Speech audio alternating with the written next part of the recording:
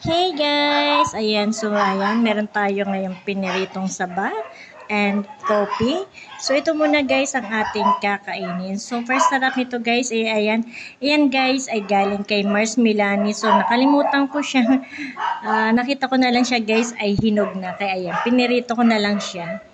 So ayan, thank you so much sis Mars Milani sa banana. Ayan, meron akong pang-almusal ngayong araw na to. So, muntik ko pang makalimutan yan, guys. Ayan, so kain po tayo, guys. Ayan, masarap na saging. And this is my coffee with chia seed. So, diyan ko muna siya, guys, nilagay ang aking chia seed. So, masarap din daw pala siyang ilagay dyan. So, ayan. Dapat yan ay sa cucumber juice lang. Pandayet talaga, pero ay, mas masarap pala din siya sa coffee.